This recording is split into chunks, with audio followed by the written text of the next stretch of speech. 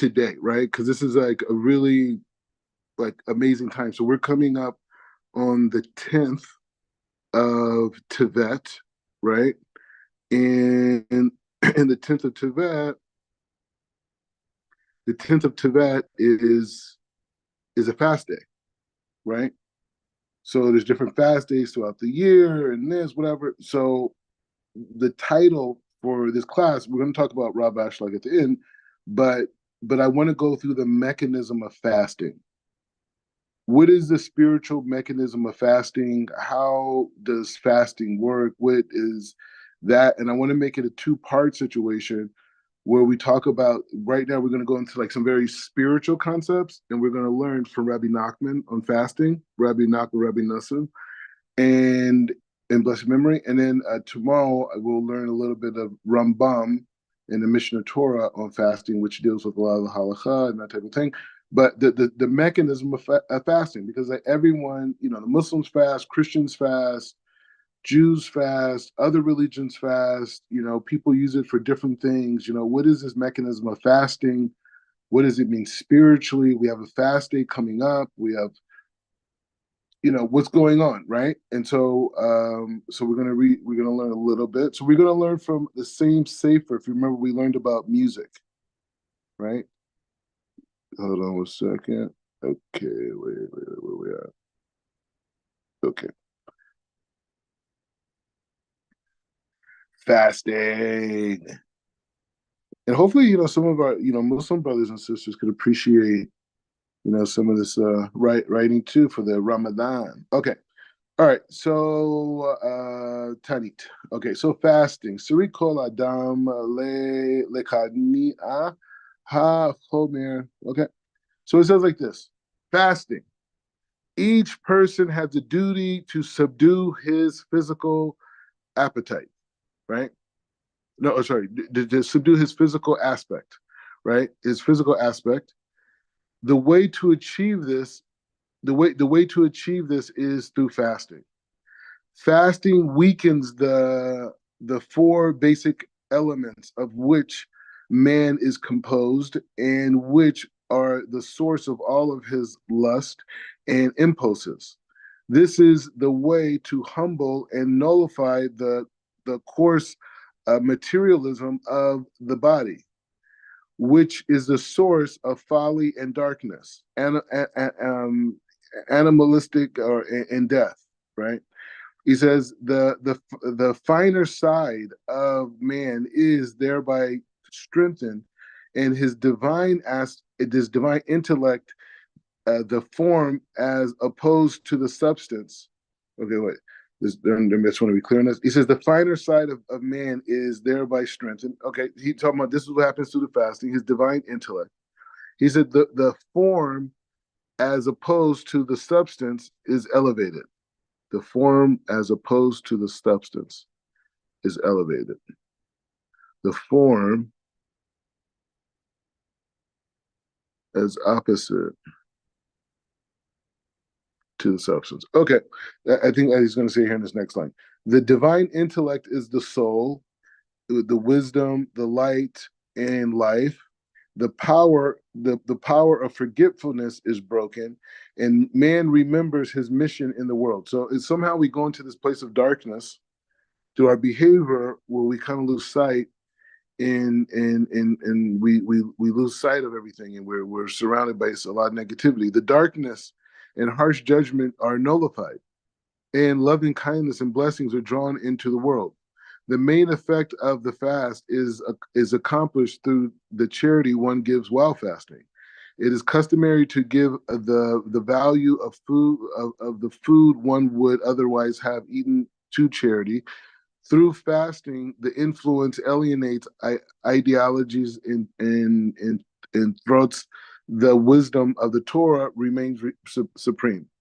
Fasting can also help one's livelihood. All right, so the thing is like this: the body, the human being is made up of two forms. The physical form, right, which comes from the clay, the you know the dirt, the dust of the world, whatever you want to say, and that's the body, right? Cells, molecules, the whole thing, right? And then there's an aspect of us as this divine element, this, our soul, right? Our soul and the whole dynamic of the soul. And I think we're going to be reading about that in Rav Ashlag. But the point is just saying this dynamic of understanding that these two dualities live within each other. And because of our behavior, the body consciousness can become stronger than our soul consciousness, right? And as the body consciousness becomes stronger, right, then the soul becomes, like more cloaked, more concealed, right? And so that affects behavior and everything. And so this idea of fasting is that it breaks that kind of, like, if you could imagine like some type of like spiritual, like cement that our hands are stuck in, right? So fasting would break our hands out of that. Alkin Sarah Shelo Tavo Gozerim. So he says, in times of danger, God forbid, it is usual to decree a fast. Fasting brings about the illumination of God's favor. And this in itself sweetens and nullifies the harsh judgment, thereby averting danger. Fasting protects against poverty, degradation, and shame, and leads to wealth. It is also makes us worthy of experiencing miracles. Ha Sadiq Akila Todahu Yikar Ha'arek ki must be at nefesh. Okay, so he says, and when a Sadiq eats, it is something very precious, because when a righteous person eats to satisfy his holy soul, therefore the Sadiq is forbidden to fast. But one who eats, but one who has to fast should certainly do so. For him, it is a mitzvah to fast. Anyway, that's a whole conversation. Al yedei ta'anit makni ad ed ha us. So he says, and he says, fasting is a means of conquering one's anger. In fact, this is the main value of a fast, because of this, the evil one attacks people with extra force during the fast and tries to make them angry in order to spoil it. God forbid. One must be especially careful to avoid the fire of anger on a fast day. The main value of fasting lies in breaking the force of anger. So it's a technology. Like, if people have issues with anger, you got to fast. In the sages of the Torah, they would fast every Monday and Thursday, right? So al yedei ha ta'anit hu matkin ed panavo umekazir le asamot et hakamot. So he says, and fasting brings a new radiance to the face and restores a person's wisdom, the very image of God, and makes it shine on his face. He will be held in awe and respected by those around him, and his enemies will fall before him. But in order to spread peace, it is necessary to give charity plentifully. Al yedei te'anit matkin et ha-dibur ve'azeh. Yekol lidaber lifnei Hashem. So he says, through fasting, it is possible to perfect our speech. And then we can speak before God and pray with devotion. Through perfecting our speech, we can draw closer those who are far from God, and this will deepen our faith until it is perfect. It is through faith that we refine the food we eat, and then our eating brings about the nullification of the Holy One, blessed be He, in the Shekhinah face. Okay, so let's listen to that again. Okay, so through our fasting we perfect our speech, right? Now the question is, what does it mean to perfect our speech, right? It's number one. The sage, there's something interesting. So the sages say when God revealed speech, He revealed it in 10 different dimensions, 9 of which went to women, right? So for some reason, they said women are very articulate about how they communicate things, and it's because they were given these extra levels of speech.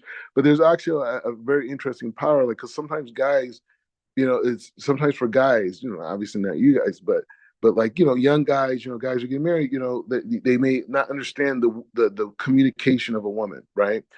And doesn't understand that idea of wanting to be listened to, and that idea of wanting to be heard, and the power and the holiness of listening, right?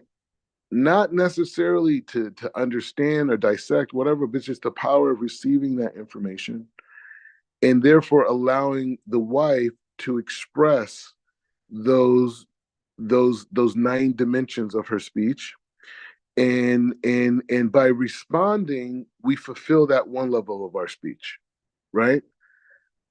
It's something, it's a spiritual mechanism, communication, right? So perfecting it is being able to be clear and to be able to communicate exactly what is in our mind, and being able to communicate it through our mouth, right?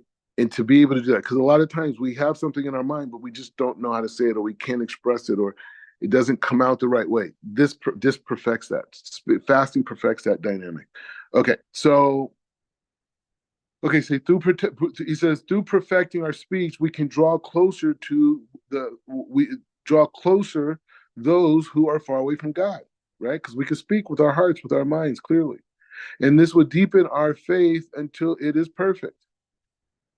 It is through faith that we refine the food we eat, and then our eating brings us to nullification, right? It is through the faith that we refine the food that we eat, and then our eating brings about the unification of the Holy One, blessed be He, and the Shekhinah face to face.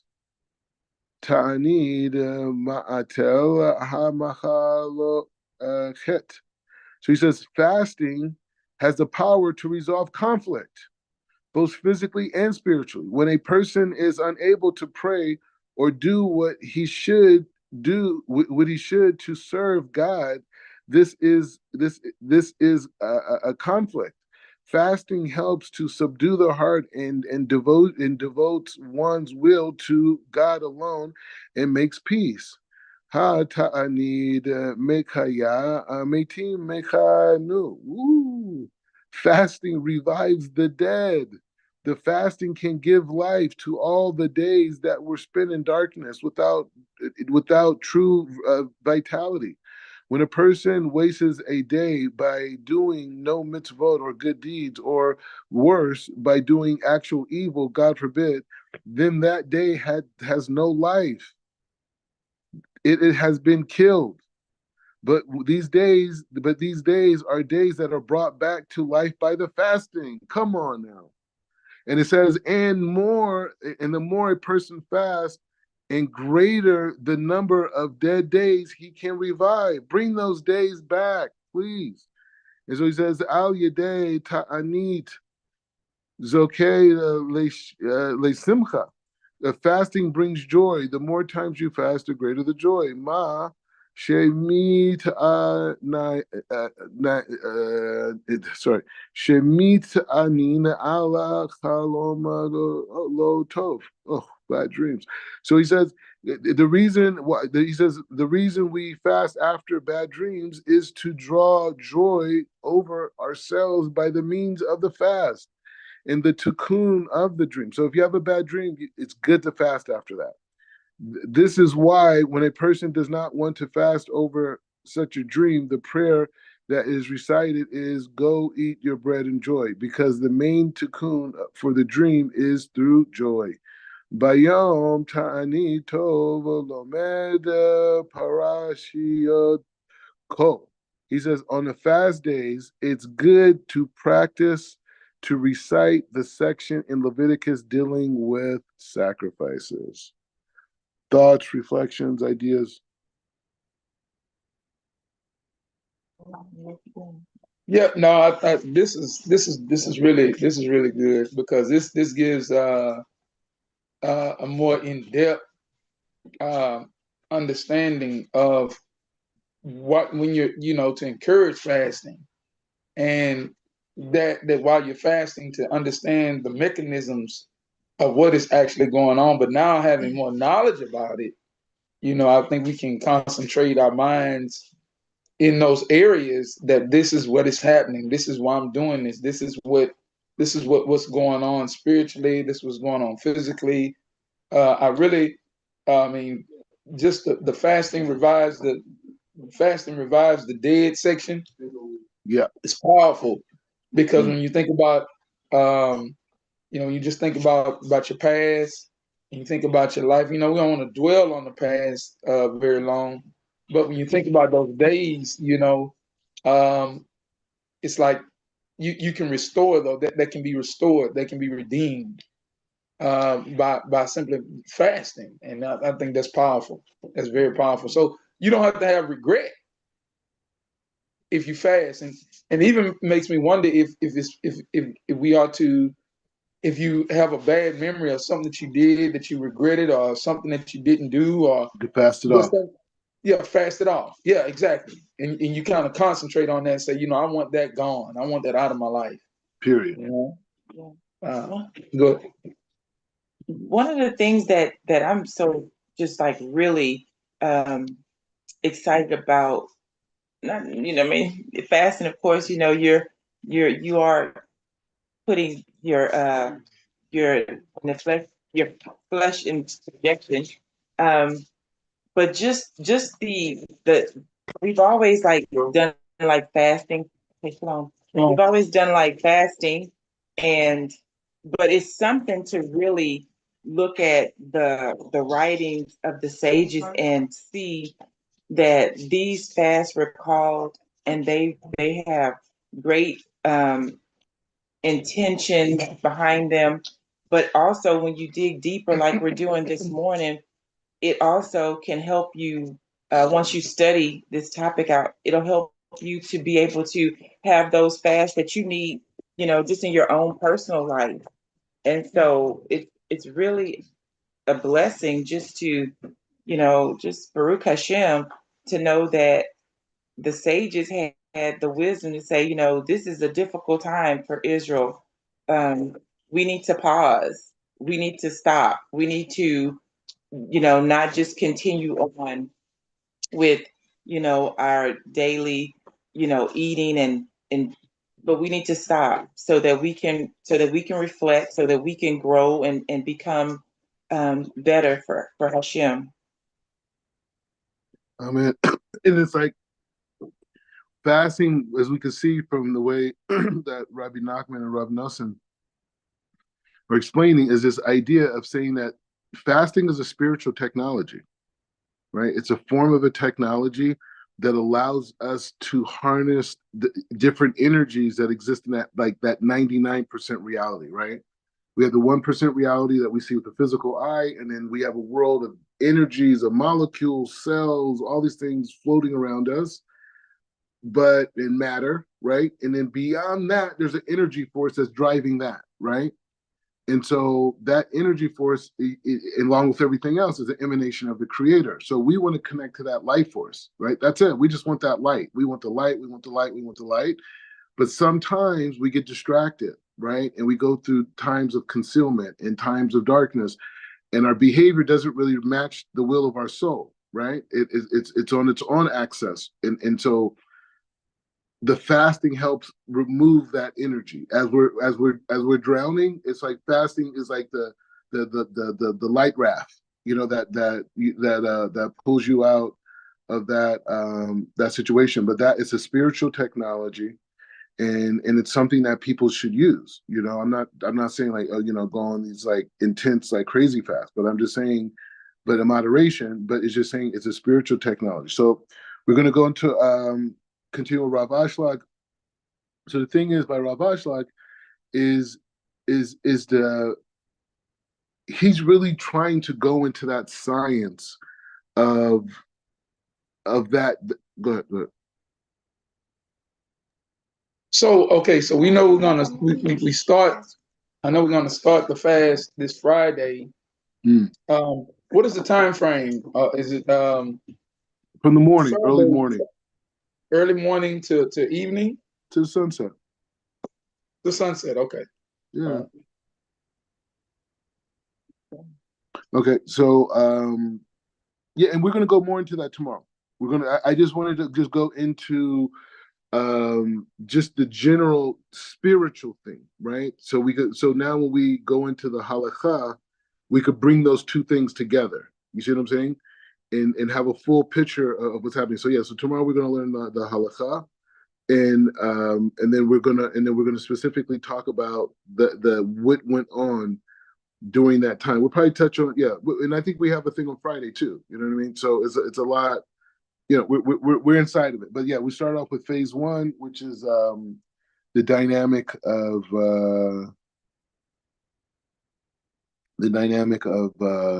the spirituality and the spiritual technology around it. And now we're going into Rav Ashlag. Okay, so maybe we should do a little bit of a review just to like remember, because it was like last week. That's what we have to. That's why I told your husband. I said, this is do another day back to back, because it's like it's too much of a gap. You know what I mean? And there's just too much going on, and it's like, we're really going to get going. I had a conversation with Chief Rabbi Pinchas earlier, and we're really going to really start to push the North American um, rabbinical program that will be in conjunction with the chief with the Rabbanut in Africa. Anyways, we'll talk about it. But anyways, all right. So it's like this. Okay. So let's just do a quick review. Okay, so this is the system of so the question that we left off with is like, we are now in a position to answer the inquiry for how can the system of the impurity, in the klipot, emerge from the sanctity of God, right? And since they are so radically distant from the sanctity of God, how can they even maintain and nourish themselves, right? And so he says the first that we must first understand that the true essence of the impurity and the klipa known as the desire to receive, right? And so he says, which is said the essence, he says, and this is as we said, the essence of the soul as we were created, since it was enabled them to receive all of the fulfillment planned for creation. So it's saying like, don't think that the what we call the dark side and the impurity is so separate from us per se, because the soul itself was built with this desire to receive, right? God created the world for these creatures, right? So in order to bridge the gap between God and his creatures, God implanted this idea of desire inside of his creatures, all at different levels, right? And so through this desire, we're able to have this connection to God, right? And so in order for the soul to be, I'm just trying to go through it really quickly. It says in order for the separation. Okay, I remember. Okay, so he's saying like this. Okay, so he's saying like this. Okay, yeah, I remember. This is amazing. So just to review. So basically, in this chapter, Rabbi Ashlag is saying like this. He's saying that the soul, right, is this entity that stems from the heavens, right? And it has the desire to share. It's an aspect of sharing. And then as it comes into this reality, it comes into the body, and it receives this new intelligence that gives us this aspect of desiring to receive from the creator, right? So the desiring of the receiving, the aspect of the desiring and receiving, because now this thing that was part of the whole, right, is now a part, right? And so now it's in this frame of part. So now that it's in this frame of part, it yearns to be a part of the whole, right? But the dynamic is that the entity, the mechanism that arouses us to cling to the original source is the darkness, right? It is the darkness. That's what he's saying. It's the darkness, and God created a reality that the darkness will propel us to reconnect to the creator. Because on our own, we're in the frame of the desire to receive, right? So that I think that's what he's going to say in his last part. He says the reason why the Klipa are referred to as dead, as the verse describes, sacrifices. He brings some sacrifice of the dead. Similarly, evildoers are attracted to them, as the sages stated. The wicked, even during their lives, are called dead. He said this is because they are inherent desire to receive, which is the opposite form that stems from God's sanctity, separates them from the light force of God, and they exist opposite to the pole from God. For God has no desire to receive, but only to give to others. The klipa contain no elements of giving. They only receive from their own pleasure. They are the extreme opposite. It is known that the spiritual distance starts with a small difference in form and ends with a form that is radically opposite in at the extreme distance of another entity at another level entirely. Okay, I don't know. It's the whole thing. Last week when we learned it, it was very clear, but I don't want to have to go through the whole thing. I just want to just brush over it a little bit, and that's why we just have more days so we could have more of a pattern. Because the classes and just keeping everything, you know what I mean. Venim sitela shelo halomot ad lemitz ot olam hazeh ve Geshme. So he says like this: the worlds developed until this material world came into being, a place that contains both body and soul. And at the time where both corruption and repair are possible, the body, which is the desire to receive, derives from its root in God's plan of creation, as discussed earlier. But the body passes through the world of impurity, as it says in Job's. A wild ass gives birth to a human. The word wild ass refers to the world of impurity. It's the body remains enslaved under that system until the age of 13. At that period of corruption, ve'al yedei, he says, and after that age of 13, a person performs a mitzvah. He says, after the age of 13, a person performs the person's performance of a mitzvah performed with the intention to give to please the Creator, begins purifying that evil desire that is received, that has been imprinted in him. So they're saying, so there's two frames of desires, right? So there's a desire to receive, and there's a desire to receive for the sake of sharing. The desire to receive for oneself alone is evil, and that's what they refer to as evil. So it's not just that, it's not just that like a person who's selfish, but there's a whole energy vibration, right? It's an energy vibration that is disconnected from the collective, right? And then there is the energy force that has a desire to receive, but for the sake of sharing, right? And so these two desires make up reality. This is what Rob Ashlag is saying. These makes up the two reality. And so he's saying in the first part of a person's life, he's totally connected to the desire to receive, right? That's where he's at. When a baby's born, the first thing he wants to do is nurse from his mother. And he's in a frame, or she's in a frame of receiving me, me, me, me. And then they evolve over time. We spoke about this, right?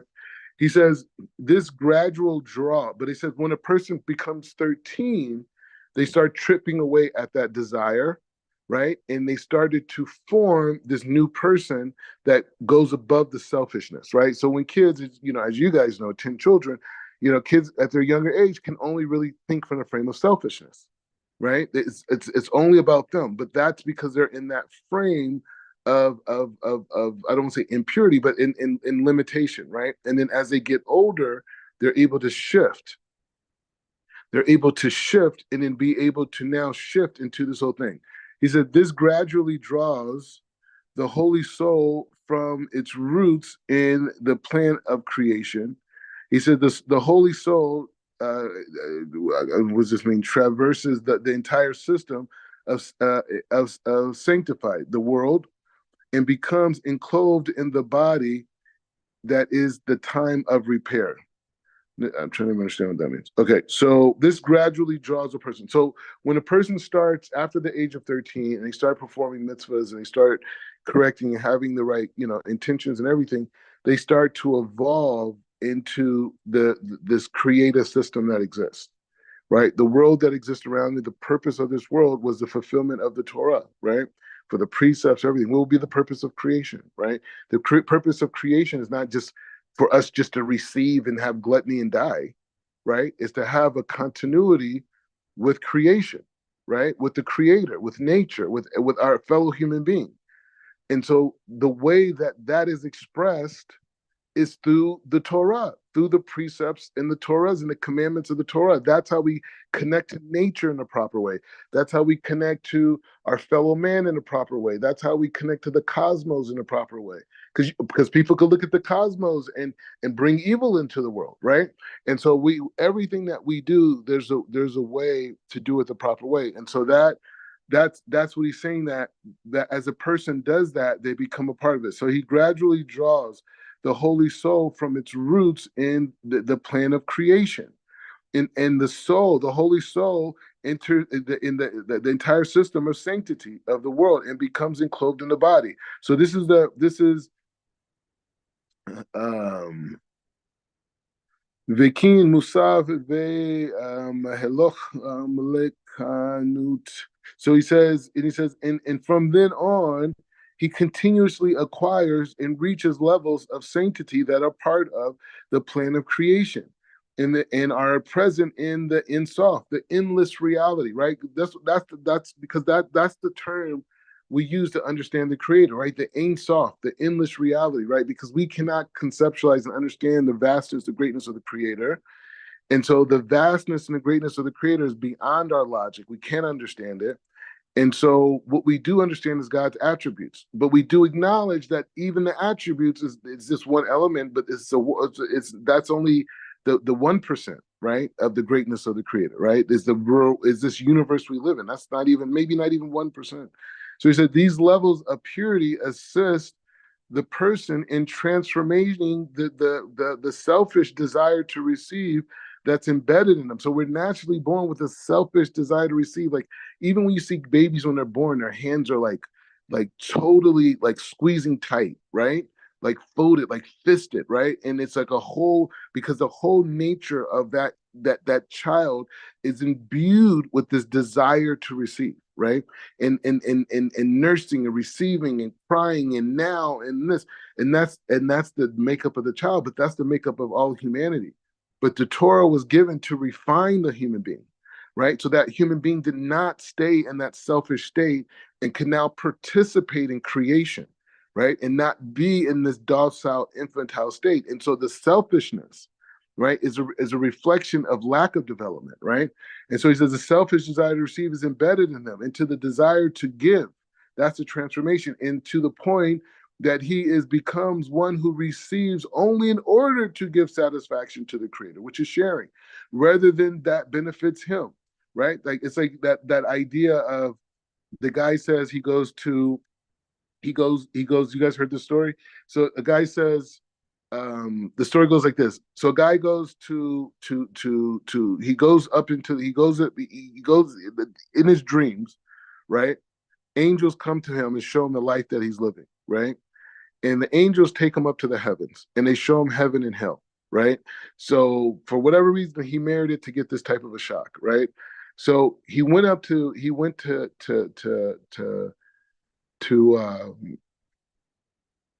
to hell, and what he saw, what was called hell, Gehenna, right? He said it was a humongous table, and it was like as big as you could imagine, and there was millions of people sitting around this table, and these people were like in these chairs where they really couldn't move, and they only could think, all they had was these very long spoons, right? And so they couldn't really move, so they had these long spoons, so it was very hard for them to to eat anything, right? Because they couldn't really move. They're sitting in these chairs, they're locked in these chairs, and they only have very limited, hand movement. But they have these long spoons, and then the table is like say three feet away from them, right?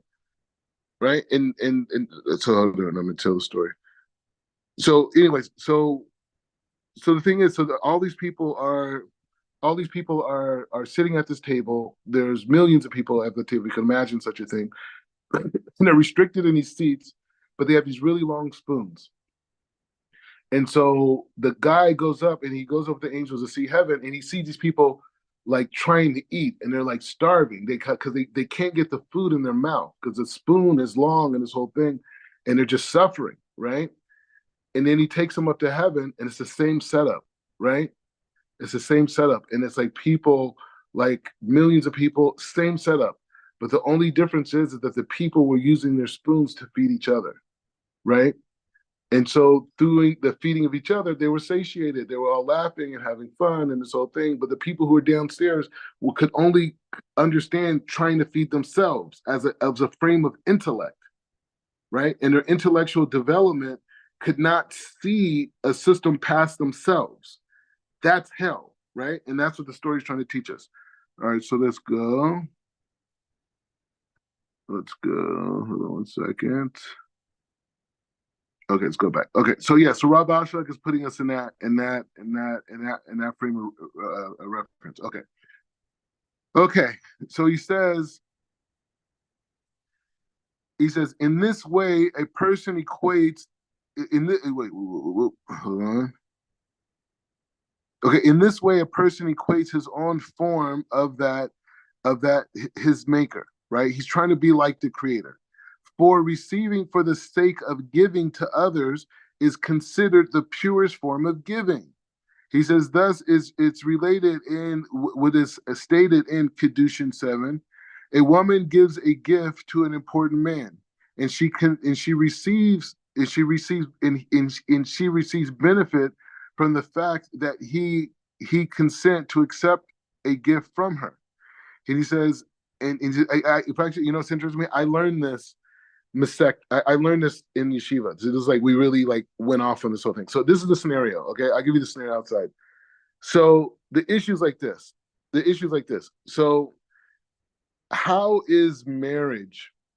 How does okay? Masecta Kedushin is all about. I mean, it's about other things, but the beginning of it is mainly about marriage and how a man and how a marriage happens, right? And I think you guys heard the class I gave to the other couple about this idea of like the mechanism of marriage, right? And the mechanism of marriage is the mechanism of marriage.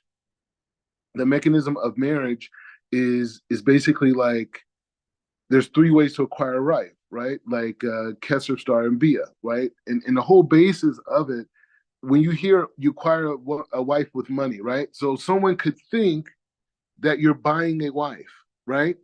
That's what it could sound like, right? Or a contract, or you're just signing her to a contract. Or bia, it's just intimacy, right? It's not about that. Why would those three things exist? So what the Gemara does to explain that idea, it brings this idea called Adam Chashuv, an important man, right? A man who's like basically like a prince or a king or whatever.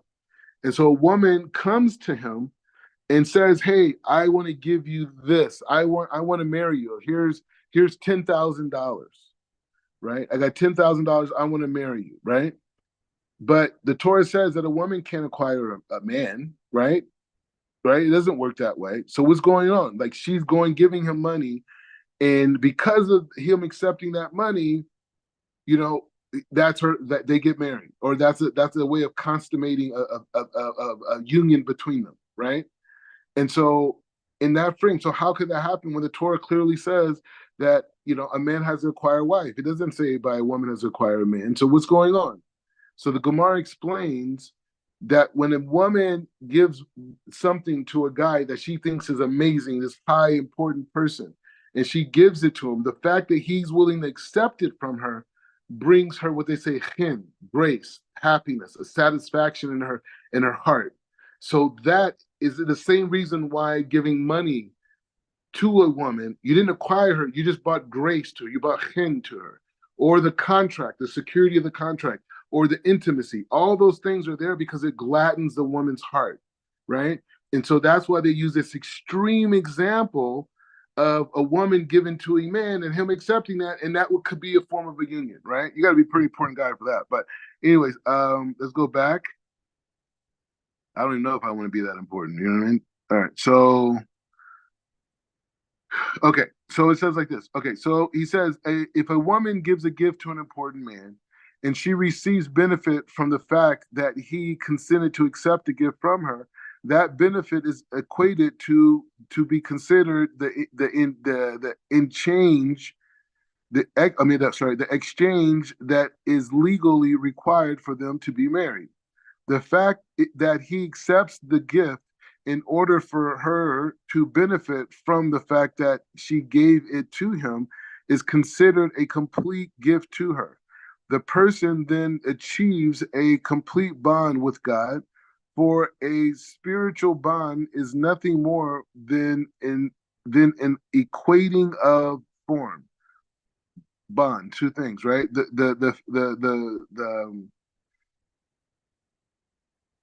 phraseologize a statement of the sages, how can one cleave to God, rather cleave to his attributes? Based on Sota, he says, how can a person become worthy to receive all the good, pleasantry, and softness that was in the plan of creation? Okay. All right, maybe we can stop here because we'll continue on tomorrow, right? And I would talk it out a little bit. So what? So so from this last chapter, we're learning about this idea of this relationship of refinement, right? And being able to understand that the whole point of all this, whether it's fasting, whether it's our perspective, is to limit and weakening the desire to receive just for ourselves, right? And to get into this place of sharing. And this is the power of learning together as couples, right? Is this idea of being able to say, like, you know what? That aspect of unconditional sharing, that has to be talked about and negotiated, right? Like, what does that mean? Like, if we go into this new higher, super hyper spiritual state where we're like, we're going to live in the frame of Adam and Eve before the tree, and we're going to be in a frame of unconditional love, unconditional sharing with each other. So, in order for us to get that, we have to sit down and negotiate what that means, right?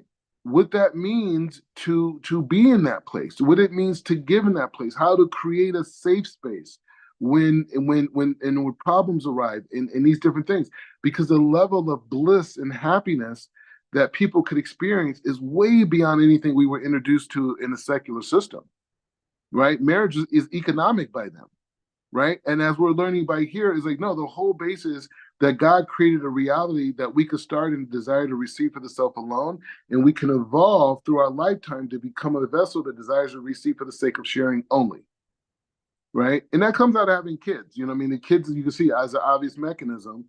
God created that for that reason. Marriage, He created for that reason, right? And life, neighbors, community, right? All these things. So anyways, okay, so we'll continue tomorrow, same time. Appreciate you guys. Any questions, thoughts, reflections?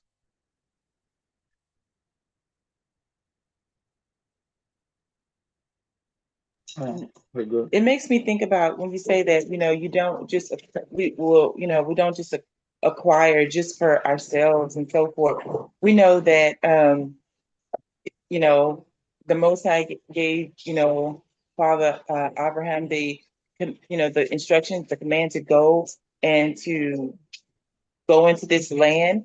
And then we had our other forefathers had to go into this land and acquire this land, and it wasn't just for themselves. And you think like, okay, they conquered different nations, but then you get the reality that he says, and by you, Israel, all the other nations are going to be blessed. So it's like, how it's like, how could you even see and understand, you know, the whole scope of what Hashem was originally intending, as he said, for you to go. This is what I want you to acquire. So we don't just, like you said, acquire for ourselves, but we receive so that we can give out. And so you think about the wars and the turmoil, and it looks dark. It looks very bleak at times.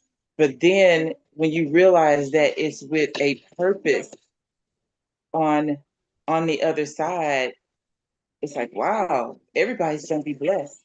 Everybody's gonna be blessed by Israel. And I want to just make a comment about just the whole aspect of the it stood out to me was about the how darkness is actually what I get out is actually like a tool. It's a tool, and it makes me think about the Creator. It makes me think about the Most High when he looks at in creation.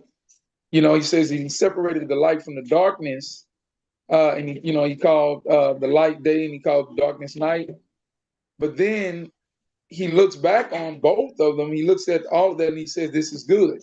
Now, darkness to us and our perception, may not look good. It may not feel good. It may not, and that goes along with that understanding that we have when our soul connects is put into this flesh, into this body, we have a whole nother uh, intelligence that we have now. That now this darkness is not. It don't feel good. It doesn't look good, but I still have to comprehend that this is good.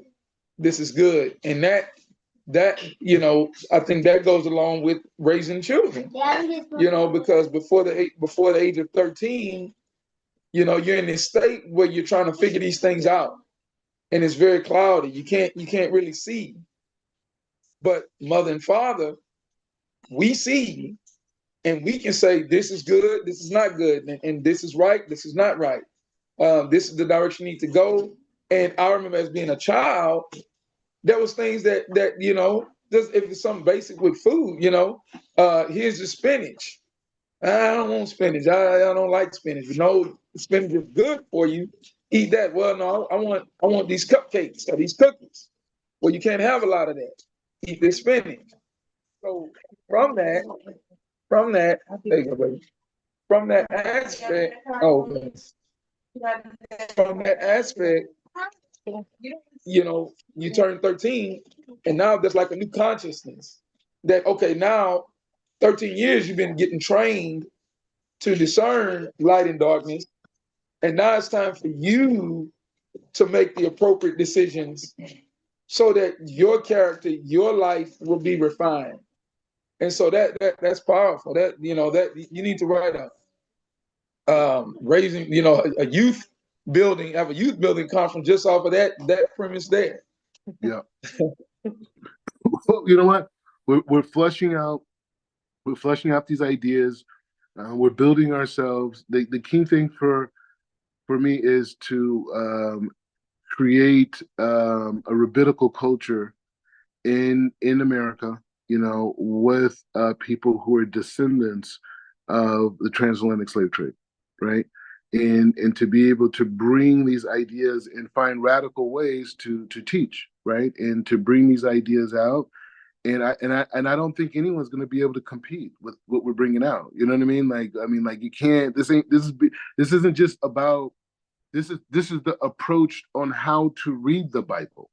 You know what I'm saying? Like we're talking about this whole idea of darkness, and this is like, no, we could get to the point where the darkness is serving us once we understand what it's there for. You know what I mean? Like when the Shem says we have the ability to rise to angels, right? When we have the ability to rise to that level, it's like what is he saying, right? He's saying that this level that we could be so clear on reality that we're completely connected all moments, right? There's no reason why we would even think about sin or these different things because we're so clear on the universe. Like, why would I do that? I just get to this place of purity, right? So that's the message that we need to get our kids to see, right? Because the world is trying to convince them to be the complete opposite of purity. In every single way, that is the game, is to keep them completely in that frame. And if you look at the Torah, that's the same strategy that Balak and Balaam used against Israel. They couldn't curse them on their lawn. They didn't have the power.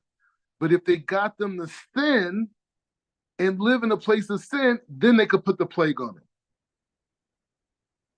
So that's the thing by our community. It's like that's why we have rap music. That's why we have this whole disrespect culture, this whole violent culture, all these things. Because the more sins the system can make us do, the more subservient we are. When we were righteous and everything, we did the civil rights movement. We brought the whole country to its feet, right? And they said after the civil rights movement, they said we can't let that happen again, right? J. Edgar Hoover, the FBI, all these people, they said we cannot let that happen again. And the enemy of the state became the black family, right? Welfare, drugs, it was a systematic approach to say if these people can do this on that, and now they're starting to talk about money. Oh, nah, in 2 generations, they're gonna be living in our neighborhoods. You know what I'm saying? So now the only tools that we have is spirituality, right? And it's not going to be so institutional. Go ahead. What kind of stuff? That's very powerful, because when we go back and we realize, going back to the restriction and the prohibition of not us not being able to read, write, and learn, what that did, and in a way, I believe that darkness, that level of darkness, benefited us in a certain way, because what it did was it removed us from the intellectual, and we could only rely on the spiritual. Oh, nice. And I like that. I like that. Our ancestors, they had to tap in to the spiritual, and just the observation of nature and understanding the creator. And from that, I believe that is one of the reasons why, when you go into the black community, hands down, and I've seen it across the board, our people are very, very spiritual. Very spiritual. But one of the things that we do struggle with from those that are very spiritual is the intellectual portion, as far as in study, as far as in having the outlines, and taking those structured documents and bringing it together, and using that as one. Because when we get the book work, and we get the spiritual, and we put it together, we're going to be a force that the world is not ready for, and that the world has been trying to suppress for a long time. And I believe that this is going to bring about, because what, like you said before, J. Edgar Hoover, if our ancestors had the intellectual structure, and what I mean by that, I'm not talking about philosophy that we got from universities, okay, and from other aspects. I'm talking about mission. I'm talking about from our ancestors, our forefathers, that had the insight to say, these are the things that you need to do in order to survive and not assimilate into these outside communities or these nations that you're being scattered to. If you have these technologies, if we'd have had those prior to the civil rights movement, J. Edgar Hoover, his plan, the drugs infiltrating our communities would have never happened. Yeah, exactly. Because no one would have took the bait. Exactly. You see, but because we're very spiritual, I've even seen whereas there are in some sects, there are even Jewish, okay, that have adopted, taking psychedelic drugs in order to reach certain levels of spirituality. Yeah. You see, and so with that, this is also a lack of boundaries, a lack of standard. And so when we have that standard there, that physical standard, and then the spiritual standard, now our morals connect, and it's gonna be powerful. It's gonna be powerful. Yeah, and the thing is, I was gonna say, you made an interesting point, about that those early years of America where we were not allowed to read, and so our only form of information was nature. It was each other, it was speech, and it was like even that, like what was speech back then exactly? Like was it, it's not like they had schools. If they didn't teach them how to read, like how did they speak? You know what I mean? So these types of things are things, but you're saying, but that was like the beginning of the the creation of the spiritual man in the West, right? Like the Adam, and then so like from that frame, using your frame of reference, we could almost say that what J. Edgar Hoover and those guys did, in many ways, is tragic. It was that people suffered through it, but it was kind of a blessing because we needed to see that that mode that we were having success with was not our destiny, right? And so so it had to, we had to go through that. We had to have the families and going to church on Sunday and that whole thing. And even that go ahead. And not to say that the efforts of the civil rights movement was in vain. Matter of fact, it was profound. 100%. And not only that, but when you look at coming out of slavery, the advancements that our people had coming out of slavery, the desire to learn, the desire to, if you just look at those years, they actually surpassed us in our efforts with all of the intelligence, all of the academics, all of the college training, all of the job training, all of these different grant programs and whatnot. They had none of that. They built their own schools. They got their own books. They learned, and we taught each other. All we had was oral. Yep. But once again, like going back to the age of 13, that lets us know that there's an age of accountability that allows there to be a purification process and that one must be developed. So we can probably safely say that from that time frame, there was advancement, but then now we got off to ourselves, and there's a time frame now that we're even being more purified. And so, like you said with J. Edgar Hoover, that was just another darkness to purify us. Yeah, exactly. To show us, hey, you can't do it this way no more. Yeah. And so here we are today. Exactly. And they showed the fallacy of their system, right? Because those black communities were imitating other people's system. And if you look today, drugs got into white communities all throughout the South, and the opioids and the heroin and all this type of stuff. So that is not that the family structure we had, that nuclear family is not holy. It was not designed to serve God. It was not designed to do that. And for African Americans, it's like for African Americans, it's like by us, it's like, we're not even in the frame of Aesop, right?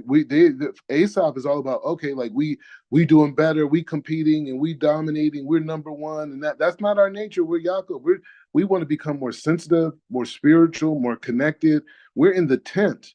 So we've been operating in a system that's not even our natural nature, competing in a system that's not our natural nature, eating foods that are not in our natural nature, appealing to things. It's just natural, for women that no education. They just, they just want to be holy, these types of things. I was raised by one of those women. So what are you gonna say?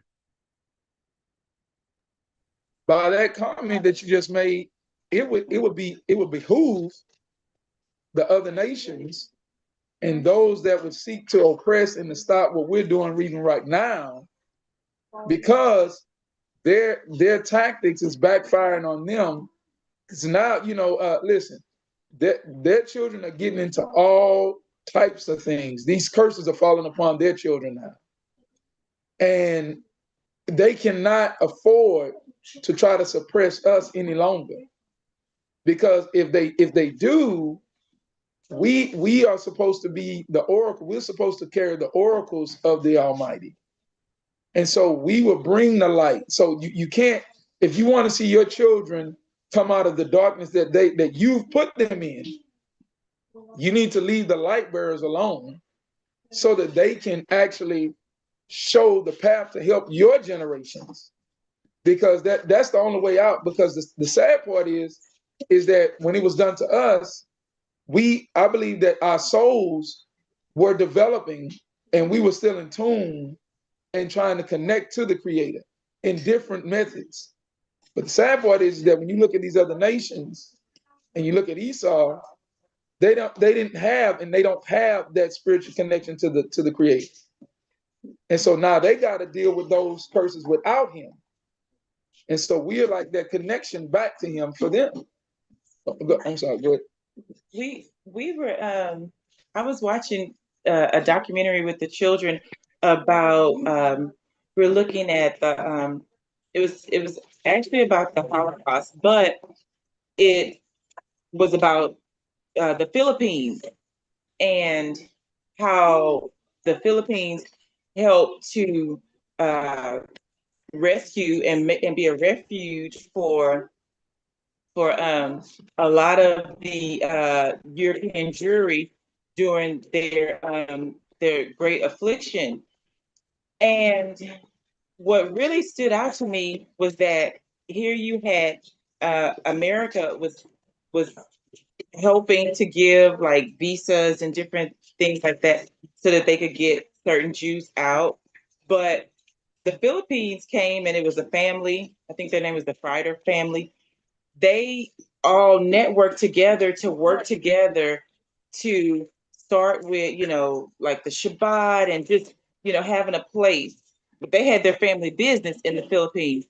And what was very interesting was that there was at one point where the American government, they had communicated with the American government and they asked them to allow so many refugees to be able to come to the Philippines.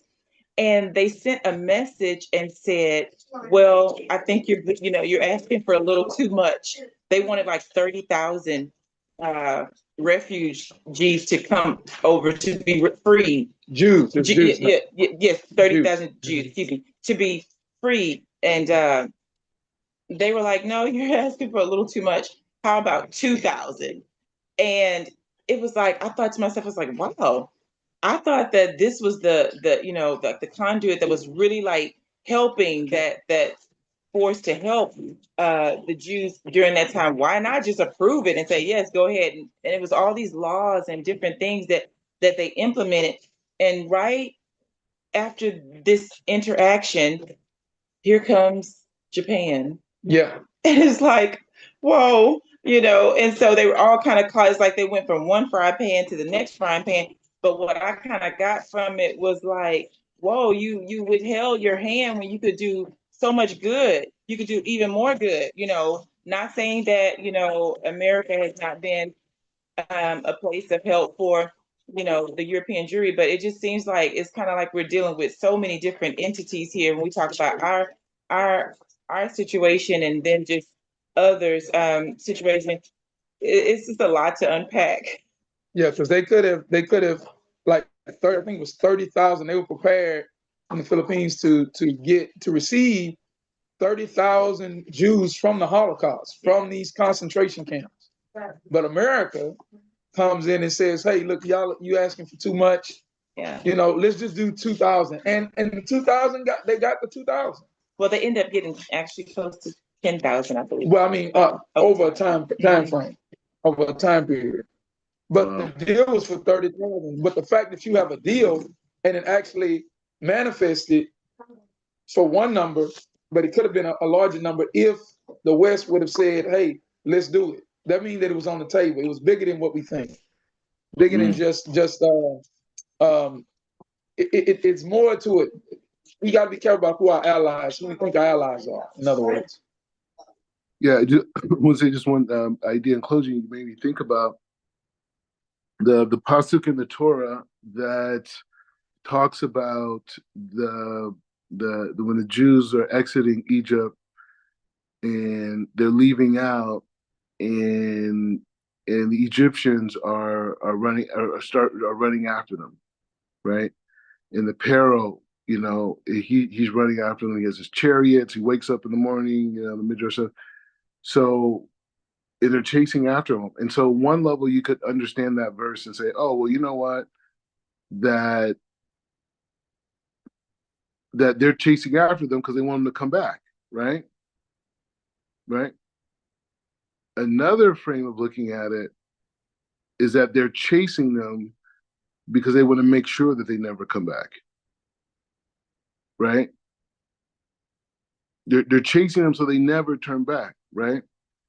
Right. And so it's that idea of saying that the people, the biggest struggle, for the people, that God creates a reality that they're on the bottom, right? God creates this reality, right? And so God shows you the dynamic of the Israelite in Egypt to show you how that computer program works. The people that God chooses have to go through the process of being discounted completely. It's a way the world is designed, right? It's not just the heavens, and I mean the day one, God separated light and darkness, and so therefore we have a day. The Torah itself is teaching us frameworks of how reality exists, right? And so, from that frame, and this is my perspective on this, is this from that frame, when you look at that dynamic of it being a technology of how the design of, like, if it was a video game, the way the video game would work was that the guy or the character is the most insignificant, has the biggest, role, the biggest impact, but it has to go through these different levels, to achieve that, right? And so my point is just saying that when I think about the African American experience, I have to look at it through those lenses, that every single form of challenge was there to push us forward, right? And and so in a way, like, the people who we would normally, we've been so angry at, right? And we're like, you guys are wicked and this, and you've done this wickedness. I'm not saying that, okay, people should not be held accountable and things like reparations should be paid. I agree with that 100%. However, what I'm saying is that the rise of the African American is taking responsibility for the white man, right? And nurturing him and showing him the ways of God, the ways of nature, right? In the ways of harmony. Now it's so hard because he's been the one on top, he's been the one with the stick, right? He's been with that stick, and he was nasty with that stick, right? But the reality is this, like, the destiny is for us to show that aspect of the American individual, to show them what humanity and what dignity and what justice and these types of things are. And I'm not saying people, they put what they're going to want to be held accountable, right? Because they're going to want to be freed from that burden based off of what we bring to the table. Anyways, so that being said, we'll see you guys tomorrow, same time.